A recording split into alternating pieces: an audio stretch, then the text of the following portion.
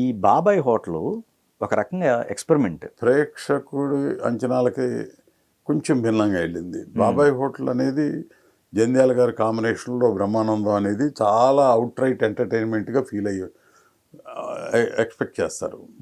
ఆ పిక్చరు బాగా emotional film, బాగా డెప్త్ ఉన్న సబ్జెక్టుగా చేశాడు ఆయన. నేను 1-2 సార్లు చెప్పాను, మన నుంచి ఎక్స్పెక్ట్ చేసేది జంధ్యాల గారు ఇట్లాంటి ఇబ్బంది ఉండొచ్చేమో ఈ సినిమా కంటే, కాదు బాగుంటుంది చూడండి అన్నాడు.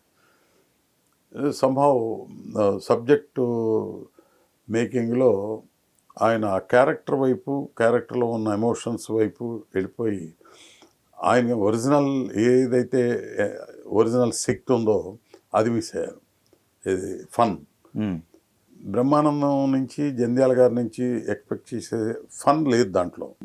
నేను జంధ్యాల గారు నాకు బాగా మంచి మిత్రుడు, మా ఊరే బెజవాడ. సో చిన్నప్పటి నుంచి ఆయన తెలుసు. ఆయన అప్పటికి పెద్ద డైరెక్టరు, పెద్ద సక్సెస్ఫుల్ ఫిల్మ్స్ తీశారు. సో ప్రొడ్యూసర్గా నేను ఆయనతో సినిమా చేద్దాం అనుకున్నప్పుడు నాకు బ్రహ్మానందం గారు కూడా అంతే మిత్రుడు, చాలా టాలెంటెడ్ పర్సన్, చాలామంది కన్నా మంచి నటుడు కూడా. ఆయనతో మంచి సినిమా తీస్తే బాగుంటుందనే యాంగిల్లో వాళ్ళిద్దరు కాంబినేషన్ బాగుంటుంది అనుకున్నా. అయితే జంధ్యాల గారు సబ్జెక్టు ఇందాక చెప్పినట్టుగా ఇంకొక వైపుకి వెళ్ళిపోయింది. జనం ఎక్స్పెక్ట్ చేసింది వేరు, సినిమాలో ఉన్నది వేరు.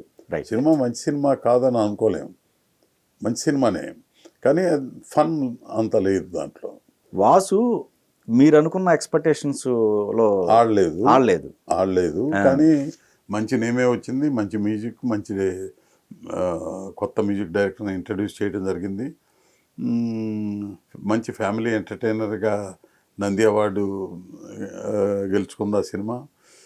సో నేను చిరంజీవి గారితో ఎంత మంచి సినిమాలు చేద్దామని అనుకుని తీశానో, అలాగే స్వర్ణకమలం దగ్గర నుంచి వాసు దాకా వెంకటేష్ గారితో కూడా అంతే మంచి సినిమాలు తీశాను.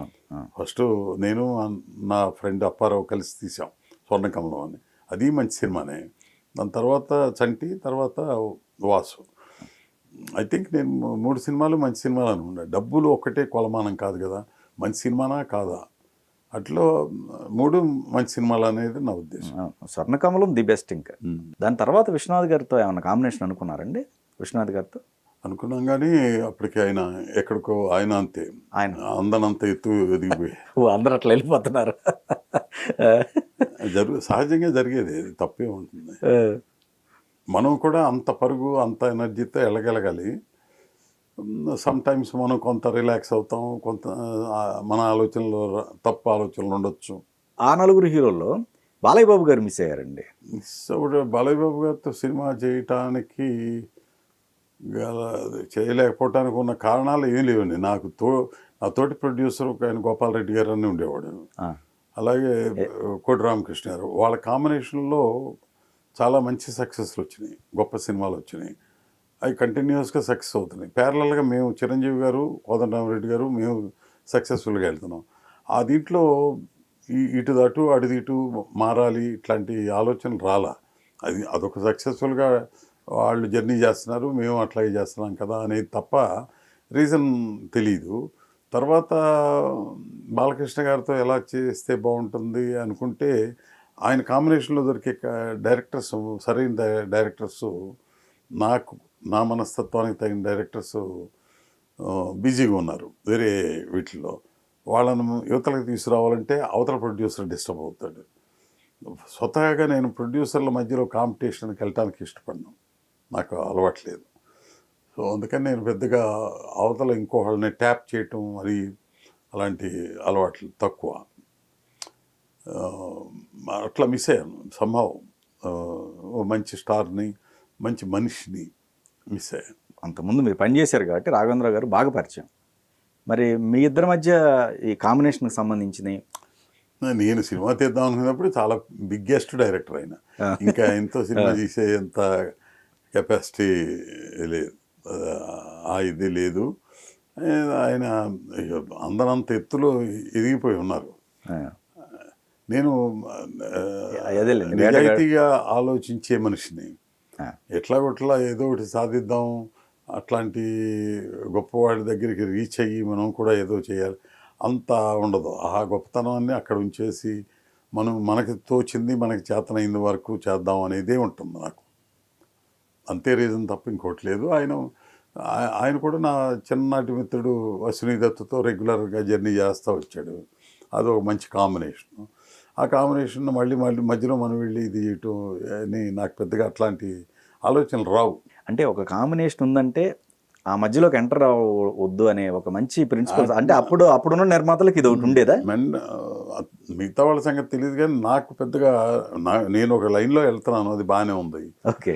నా డైరెక్టర్ కోదండరామరెడ్డి, ఆయనతో హ్యాపీగా ఉన్నాను.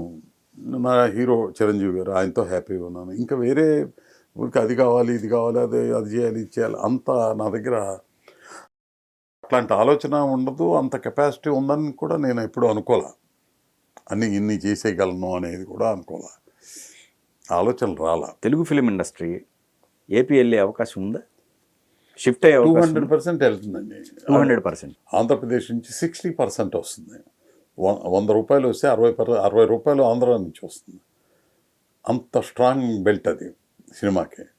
మొన్న కల్కి కూడా కృష్ణా జిల్లా 10 కోట్లు చేసిన, వైజాగ్ 16-17 కోట్లు చేసిన, 18 కోట్లు చేసిన, ఇవన్నీ స్ట్రెంగ్త్, అంత ఎంటర్టైన్మెంట్ అక్కడ. ఎంటర్టైన్మెంట్ సినిమా తప్ప అక్కడ ఏముంది ఆంధ్రప్రదేశ్లో?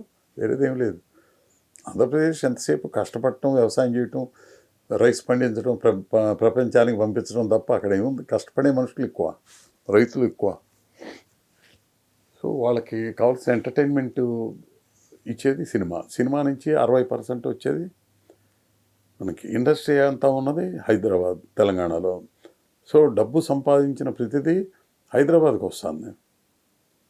దాంట్లో సగం అన్నా రావాలిగా, 50% అన్నా రావాలిగా. 60% కాదు, 50% అన్నా ఆంధ్రప్రదేశ్లో ఖర్చు పెట్టాలి. ఇన్వెస్ట్మెంట్ చేశారా లేదా తర్వాత ఖర్చు పెట్టాలి. సో సినిమా మేకింగ్ ఖచ్చితంగా ఆంధ్రప్రదేశ్లో జరగాలంటే కన్వీనియంట్గా ఆర్టిస్టులకు కానీ, టెక్నీషియన్స్కి కానీ, స్టూడియోస్కి కానీ, దేనికైనా కన్వీనియంట్గా ఉండే విధంగా ప్లాన్ చేయాలి గవర్నమెంట్. ఇన్ఫ్రాస్ట్రక్చర్ డెవలప్ చేయాలంటే ఇండస్ట్రీ నుంచి ఉన్న ఎక్స్పీరియన్స్డ్ పర్సన్స్ అందరిని తీసుకుని ఏమేంటి కావాలి, ఎట్లా కావాలి, ఏదైనా రెడీగా ఉన్నారు కదా ఆయన. చంద్రబాబు ఏం కావాలంటే అది ఇవ్వటానికి రెడీగా ఉన్నారు. మనం అడగటం, అందరం కలుపుకుని వెళ్ళటం, అది ఇంపార్టెంట్. ఇండస్ట్రీలో ఉన్న ప్రాబ్లం ఏంటి? ఇందాక నేను చెప్పిన, సినిమా తీసేవాళ్ళు ఒకరు, తీయని వాళ్ళు ఒకరు. ఈ రెండు కలిసి వెళ్ళవు. వీళ్ళు ఒకటి మాట్లాడతారు, వాళ్ళు ఒకటి మాట్లాడతారు. ఈ మీడియా కనపడితే చాలు, ఎవరికి తోచింది వాళ్ళు మాట్లాడేస్తారు. అట్లా మాట్లాడకూడదు. మనం అంతా ఒకటే, మనం అంతా కలిసి మంచి జరిగే చూడాలి, ఇండస్ట్రీ బాగుండేటట్టు చూడాలి. అవసరమైతే చంద్రబాబు నాయుడు గారికి మన వైపు నుంచి ఏం చేయగలం, మనం అక్కడికి వెళ్ళి ఏం చేయగలం, ఇట్లా ఆలోచించాలి. సో ఒకప్పుడు అట్లా ఆలోచించే కదా మద్రాసు నుంచి ఇక్కడకు తెలంగాణకు వచ్చింది. ఇప్పుడు తెలంగాణ నుంచి ఆంధ్రాకి వెళ్ళాలంటే కొంత అయినా వెళ్ళాలి కదా, 50%.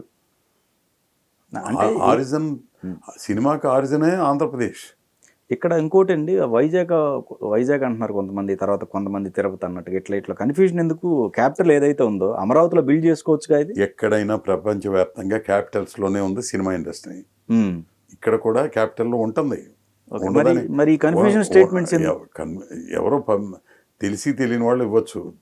చేయాల్సిన ఆయన చంద్రబాబు, ఆయనకి తెలియంది ఏముంటుంది? ఆయన ఏం చేయాలో ఆయనకి తెలీదా? ఖచ్చితంగా అన్నీ జరుగుతాయి, దానికి టైం కావాలి. 2 నెలలు అవ్వాల. అక్కడ ప్రయారిటీలో అన్నిట్లోకి ముందు ఉన్నాయి, చాలా ముందు ఉన్నాయి.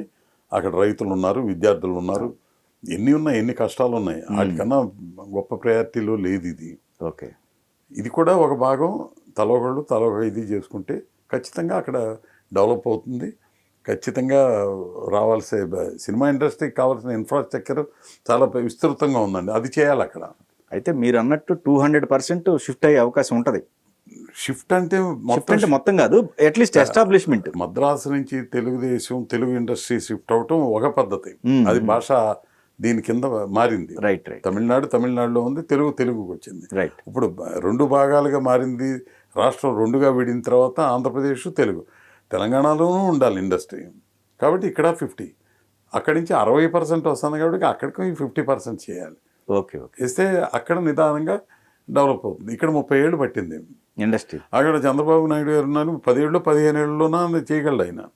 ఓకే. 30 ఏళ్ళు అక్కర్లా ఆయనకి, 15 ఏళ్ళలో చేసేస్తాడు. చేయాలంటే అందరి సహకారం ఉండాలి, అందరూ బ్రాడ్ థింకింగ్తో ముందుకెళ్ళాలి. ఓకే. బ్రాడ్ థింకింగ్తో వెళ్తే ఏముందండి, ఇక్కడ అందరికీ మూలాలు ఆంధ్రప్రదేశే. Majority of the Telugu industry మూలాలు ఆంధ్రప్రదేశ్.